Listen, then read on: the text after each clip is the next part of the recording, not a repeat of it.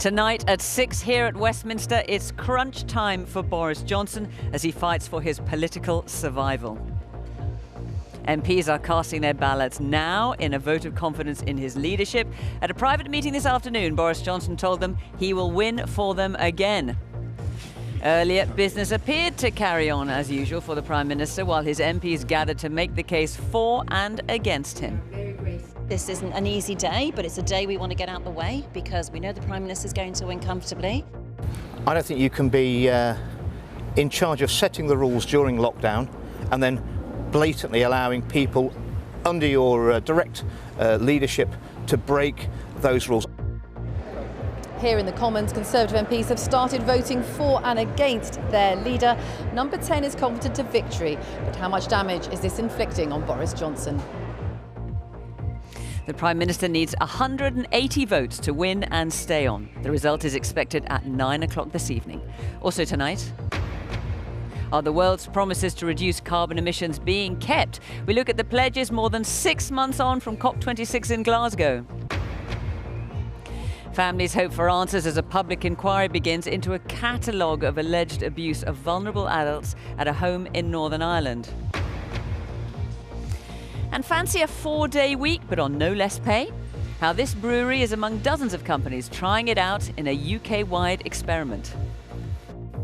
And in sport, British pair Heather Watson and Harriet Dart both get off to the best possible start to the Nottingham Open. But will Emma Raducanu await Watson in the next round?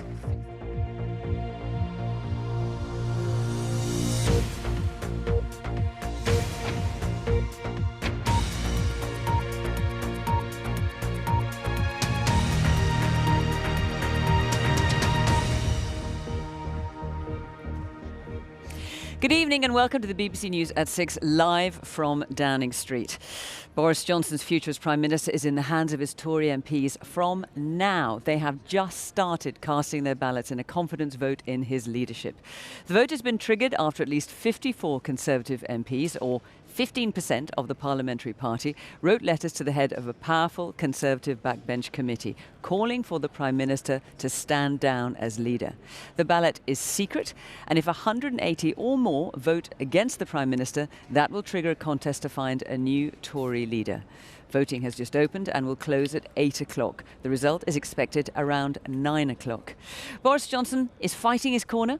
He's written to Conservative MPs asking for their backing, saying it would put an end to the media's favourite obsession and let him get on with the job. Here's our political editor, Chris Mason, on the story of the day so far. The end of the party, the Jubilee party that is. The pageant, the concert, the bunting make way for the roaring return of politics.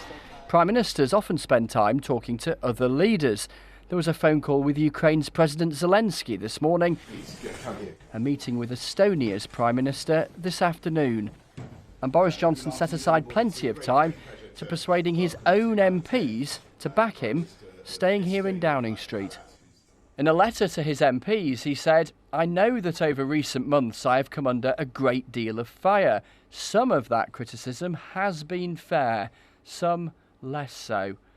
And he concluded, "I'm absolutely confident we will win again and repay the trust of the 14 million people who voted for us." Earlier, just after 8 o'clock this morning, the arrival of this man in front of the cameras told us Boris Johnson's job was on the line, his fate to be decided today. The threshold of 15% of the parliamentary party seeking a vote of confidence in the Prime Minister has been passed. Therefore, a vote of confidence will take place within the rules of the 1922 committee.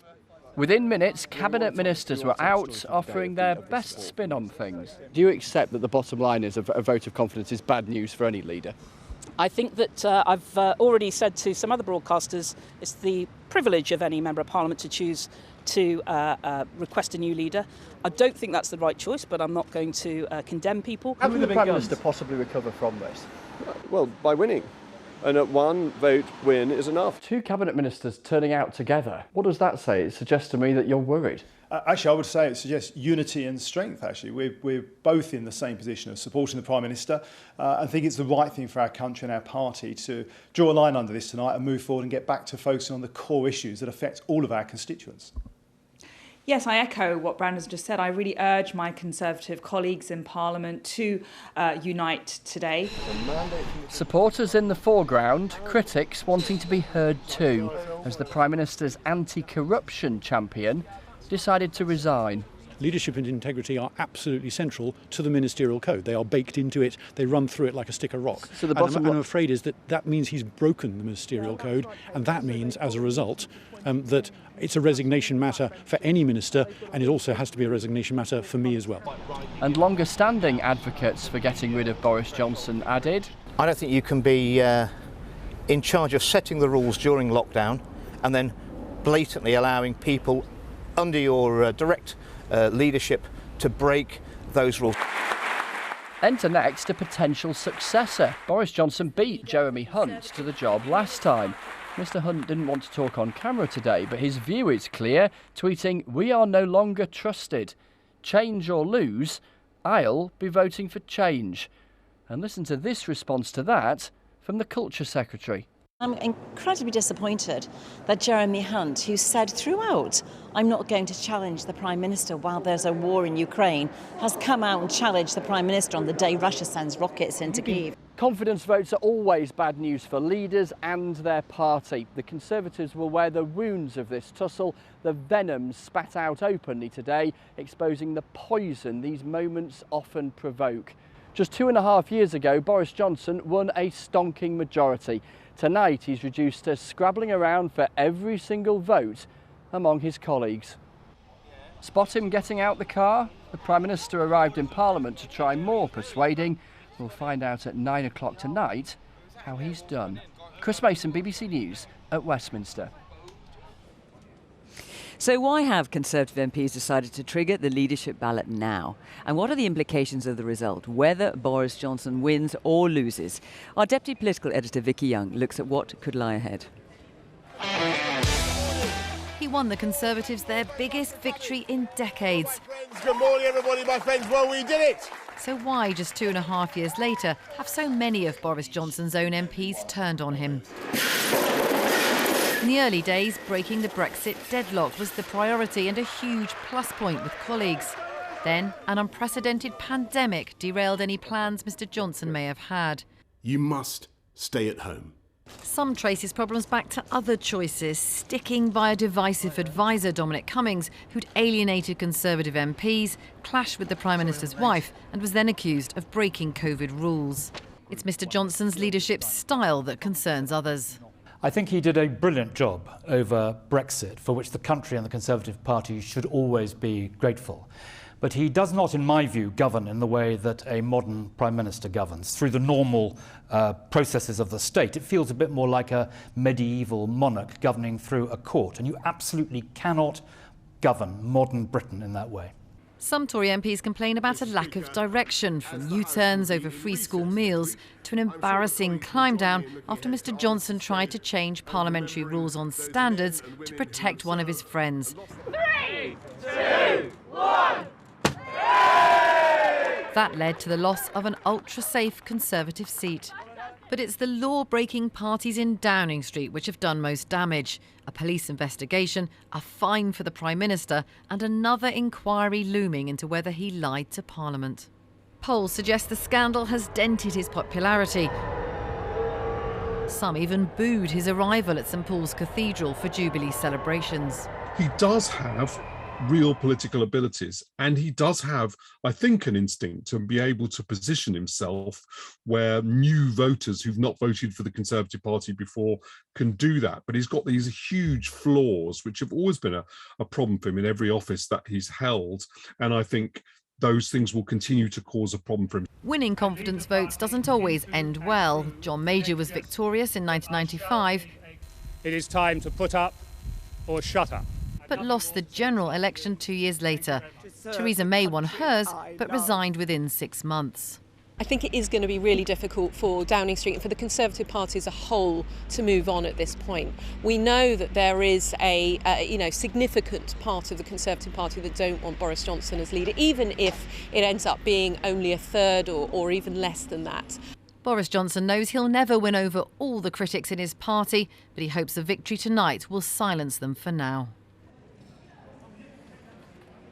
Well, lots of visitors here to Downing Street have been queuing up to have their photograph taken. No sign as yet of the Prime Minister. Let's talk to our Deputy Political Editor, Vicky Young, who's in the Houses of Parliament now, where the voting is taking place. Now, Vicky, of course, the voting is secret, and we won't know the result till 9 o'clock. But what are you hearing there? Well, as you can imagine, there's all sorts of speculation, lots of people trying to work out how many people will be voting for and against. It's fair to say Downing Street are very confident of victory. They have said that even a victory by one vote would be enough, but I think it is likely to be more than that. Their argument to the MPs today has been he's going to win, Boris Johnson will win this vote, so all you're doing by voting against him is inflicting damage on him and playing into Labour's hands. This afternoon, the Prime Minister came to the House of Commons, he addressed his MPs, he said to them, look, the best is yet to come, I will win the next election for you, also hinting at tax cuts and making the case that there was no real rival or contender who could take over. As you say, Tory MPs have started voting just in the corridor over there. There's a queue at the moment for them to go in. 359 are eligible to vote. He needs 180 to win. One minister said to me today that Tory MPs are fed up defending the indefensible, fed up with being tainted by Boris Johnson. But if the Prime Minister wins this vote tonight, he will hope that that keeps him secure in number 10. OK, Vicky at the House of Commons, thank you very much.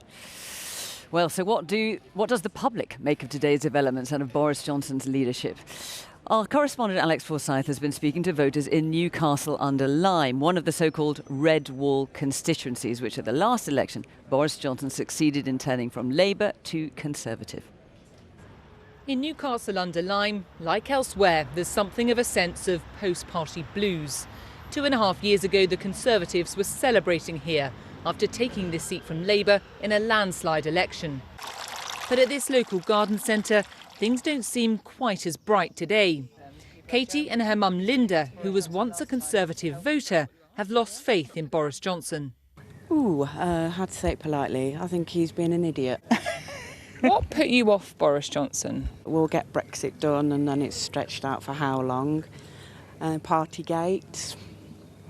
That was very sad. We've lost people we've not been able to say goodbye to properly and they were living it up.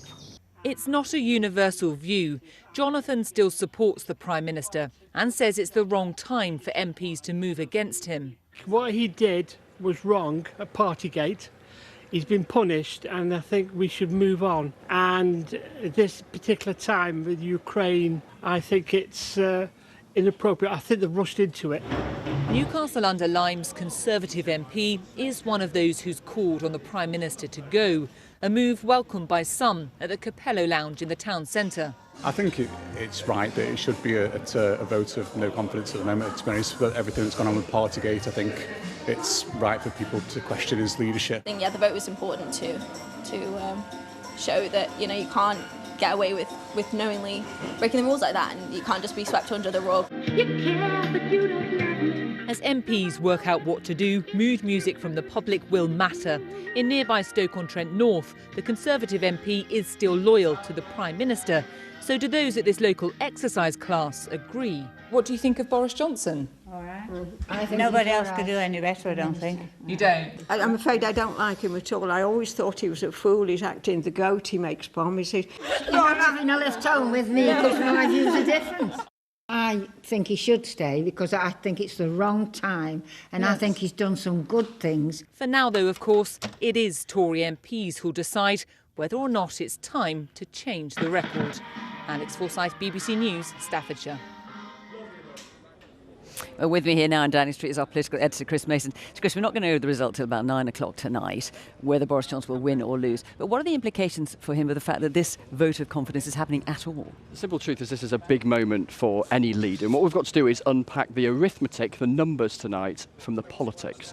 To give you some sense of the jitters behind that door tonight, when the Prime Minister wrote to all of his MPs this morning, he hand-wrote his signature on every single letter and added a personal note to many of them, encouraging encouraging his supporters to back him, or those who might be tempted not to try and back him. Why? Because even though they're pretty confident of winning, it's about suppressing the number of people who vote against him, because that is a tag that he will wear around his neck for as long as he carries on as Prime Minister. He needs to drive that number down, because that number, delivered in the privacy of the voting booth by his colleagues right now, will hang around. He won't be able to shake it off. So it's so important to him to drive that down in the hope that he can pick up, restore some authority and carry on. A really big night ahead. One final point. On days like this, we focus on the noisy people in politics, those on both sides of the argument. We've heard from them today. Remember the quiet people too. Again, on both sides of the argument, there are a lot of them. They could make a big difference. Big night ahead. Certainly is. We'll come back to you for an update later on, Chris, but for the moment, thank you very much. And you can get much more on this evening's vote of confidence in Boris Johnson online, of course, at bbc.co.uk/news. So the time is 6:15. Our top story this evening. Boris Johnson is fighting for his political survival as MPs are casting their ballots now in a vote of confidence in his leadership. And still to come, celebrations as Wales return to the Football World Cup after more than 60 years. Coming up in sport, James Milner agrees to stay at Liverpool for another year with a new contract with significantly reduced terms that will see him stay with the club for an 8th season.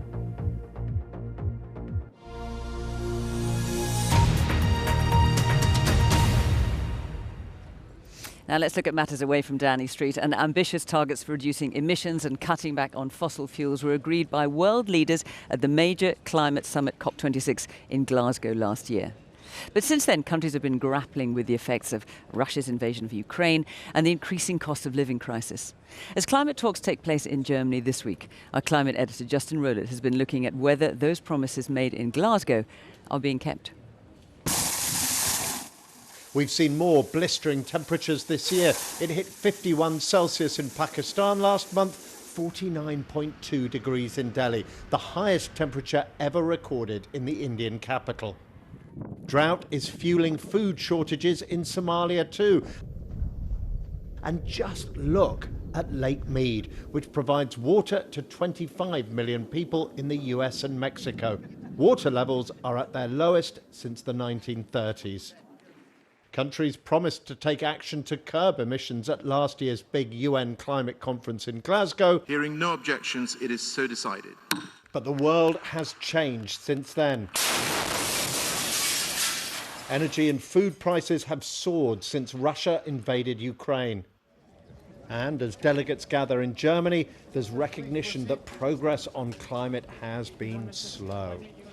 I appeal to all of you, especially in these difficult and challenging times, not to lose hope, not to lose focus, but to use our united efforts against climate change as the ultimate act of unity between nations. China is one of 34 countries planning new coal power stations. India is planning to reopen 100 coal mines. They say these are stopgaps in a time of crisis, but it's easy to see why the US climate envoy is worried. The war in Ukraine has given a pass momentarily to some coal usage, but I think it would be an enormous mistake for anybody to believe that Ukraine is a legitimate excuse for building out massive new infrastructure that is going to be there 20, 30, 40 years from now. If that's the choice, then we're cooked. So we need some good news, and here it is.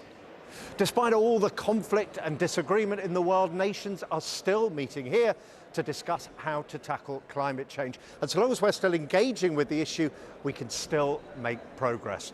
Justin Rowlett, BBC News, Bonn.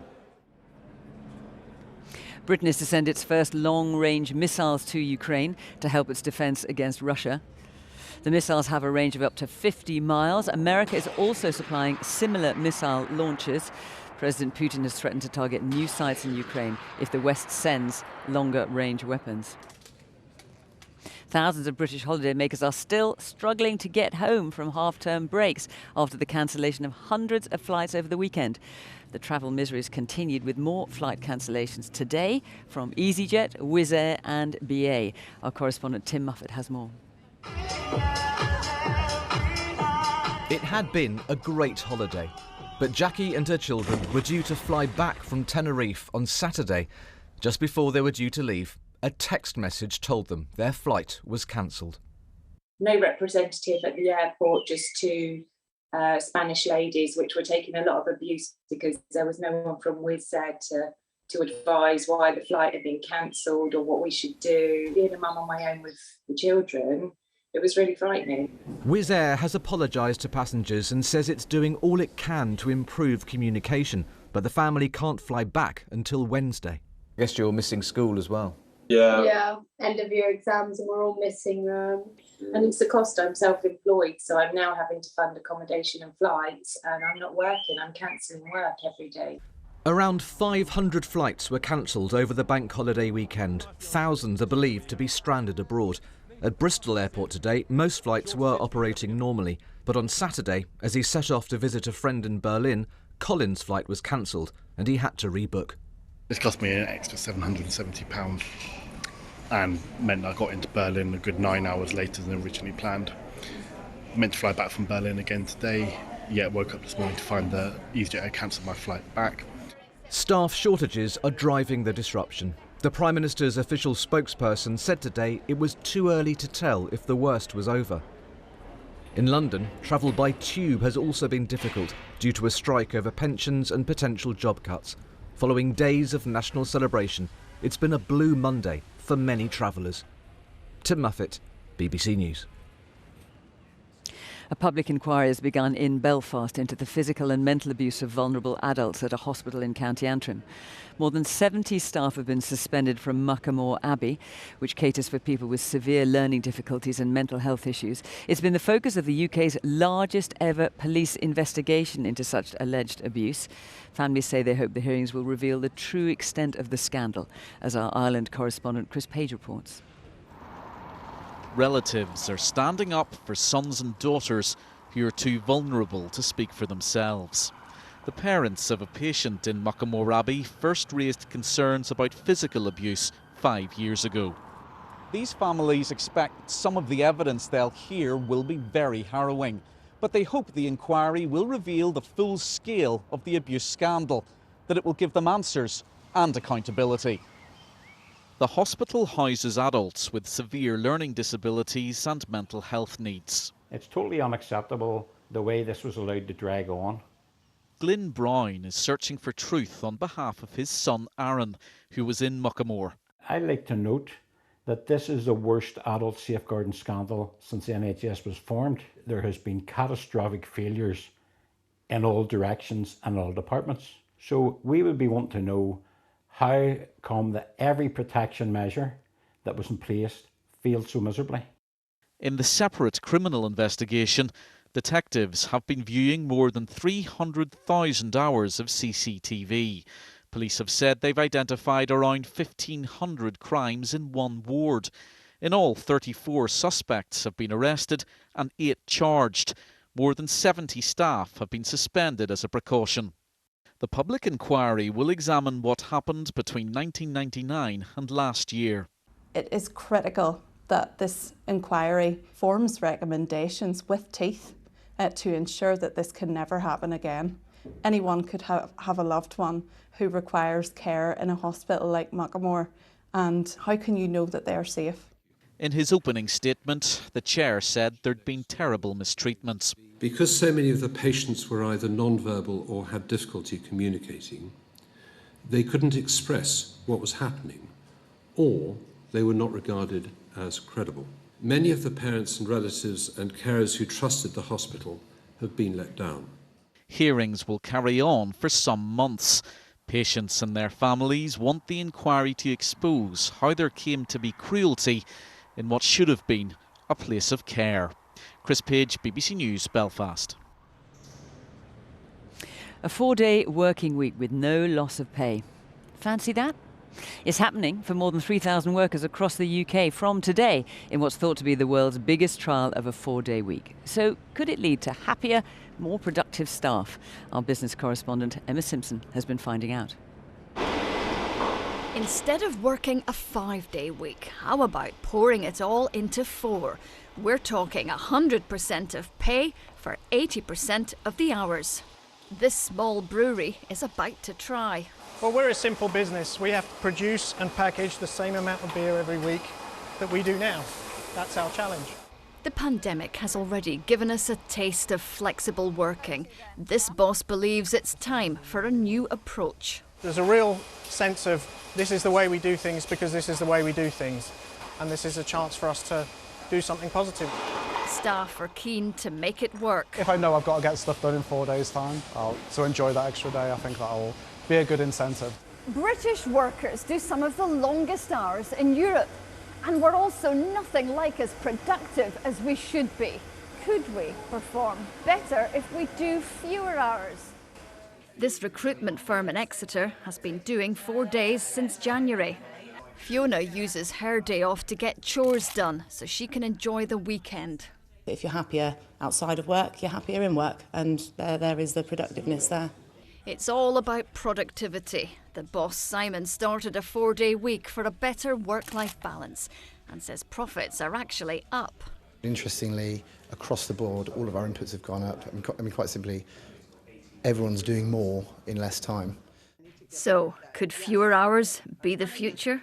You can be 100% as productive in 80% of the time in many workplaces. It's also about the whole economics of this, so that you might become 10% more productive, but that your company's also saving on healthcare costs, on hiring new people, so that they come out ahead in the end. Packing the work into 4 days is a tall order, but this brewery hopes it will deliver a better way to work. Emma Simpson, BBC News. Welsh football fans have been celebrating the country's return to the World Cup after more than 60 years. They beat Ukraine 1-0 in a playoff in Cardiff to secure their place in the tournament in Qatar in November. Here's our Wales correspondent, Howard Griffith. With fire in their bellies and a little beer too, this is how Wales celebrated the end of a 64-year wait. Qatar, here they come. The red wall of fans will be there too. After enduring a nerve-wracking 90 minutes, came hours of euphoria. And as the hangovers clear, thoughts now turn to booking flights to Doha. We're going to be there competing against the best in the world on football terms, but the rest of the world is going to see us as Wales, and I think that is the main thing. It's hard to overstate just how much this means to an entire nation. Few people in this stadium were even born the last time Wales qualified for a World Cup. Even fewer know how it feels to represent your nation on the global stage. All credit then to gallant Wales for holding Brazil to a single goal. Sweden in 1958 is remembered as the tournament where Pelé broke Welsh hearts, having made it to the quarter-finals. So can today's players go as far? Well, I think they'll have a very good chance. You know, sort of something which the Welsh team's always had is a bit of hoil, as they say, a bit of spirit. When the players make it to Qatar, alcohol will be restricted. There are real concerns about the host's human rights record too. But for now, Wales is just savouring this success. Howell Griffith, BBC News, Cardiff. Shall we take a look at the weather now? Here's Nick Miller. Hi, Nick. Hi Fiona, just as we saw over the Jubilee weekend, it's Scotland that had the warmest, sunniest weather today. Parts of East Anglia just up to 13 degrees Celsius and cloudy, closest to this area of low pressure, which brought the wet, cool, cloudy weather to parts of England and Wales over the weekend, which is now clearing away. Now there are some further weather systems to come this week, but I'll point this out in the Atlantic. Tropical storm Alex, the remnants of which will turn things windy for some of us later in the week. A lot of dry weather out there this evening and tonight. Some showers, though, later in the night run up towards southern coastal England, and some rain pushes into northeast England. Elsewhere, a mixture of cloud and clear spells. Coolest northeast England, eastern Scotland, down to around 4 or 5 degrees. There'll be some mist and fog patches around, so it'll be quite a murky start in the morning. Many breaking out into sunny spells, though northeast England, cloudy, damp, especially in the morning. For the rest of England and for Wales, warmer sunny spells. The chance of a shower. Most will stay dry, as we will in Northern Ireland. Southern Scotland, a lot of cloud. Northern Scotland, sunny spells. The chance of a shower in the Highlands. 14 degrees, Newcastle. That warmth, though, coming through for Wales and England after a cool few days. Now we end the day tomorrow with rain pushing into southwest England, Wales and Northern Ireland. This is the next system coming in. Sweeping rain north and east overnight and into Wednesday, then grinding to a halt this weather front in Scotland on Wednesday. South of that, sunny spells, yes, but a rash of showers. You catch them, could be heavy and thundery, and certainly a cooler day by Wednesday across much of Scotland. Thursday's looking largely dry. It's Friday. We have that weather system coming our way with the remnants of a tropical storm. The centre misses us to the northwest, but it's northwestern parts of the UK, particularly, that will turn windy, some gusts of 40 to 50 miles an hour, and there'll be showers around by then too. That's how the week is looking, Fiona. Nick, thanks very much. Well, let's return to our top story and get the latest on the political drama that is unfolding here at Westminster. Our political editor, Chris Mason, is with me again. So, Chris, first of all, just talk us through the next few hours. So we are, half an hour into the voting. There was a queue of MPs outside the room just down the road at 6 o'clock, including some cabinet ministers. Word reaches me that Dominic Raab, the Deputy Prime Minister, managed to jump the queue, get in there and cast his vote. So another 90 minutes for 359 Conservative MPs to determine whether Boris Johnson carries on as Prime Minister or whether there's a leadership race determined by MPs and Conservative Party members to decide who our next Prime Minister will be. The expectation, the widespread expectation, is the Prime Minister will win mathematically. The question is where the numbers come 9 o'clock tonight leave him politically. So, yes, so if he does win mathematically, and then, of course, if he loses, where does this leave him? It'll all be about the numbers and then the mood that the numbers provoke. So, for instance, can the Rebels get above 100, get into 3 figures? Can they get to around about a third of the parliamentary party? Can they perform better than the Rebels did, often a different bunch of people, when they were trying to oust Theresa May a couple of years ago? It'll be those kind of calculations that shape the conversation afterwards. One final thought. As a viewer tonight, you might be thinking, hang on a minute, 13.9 million people voted for the Conservatives and by extension Boris Johnson. Millions of others voted for other parties. What about us in all of this? This is MPs, or at least a number of them, saying they feel they have to act now before, as Conservatives see it, or some of them, the electorate act on their behalf and kick the Prime Minister and them out of government. Well, Chris, I suspect you're going to have a very busy night. For now, thank you very much indeed. And as Chris says, the result of that vote will come in at 9 o'clock, and that's when we will know whether Boris Johnson has won that Conservative confidence vote or not, and quite what the results will be. For now, that is all from the BBC News at 6. It's goodbye from me, and on BBC One, it's now time for the news where you are. Bye-bye.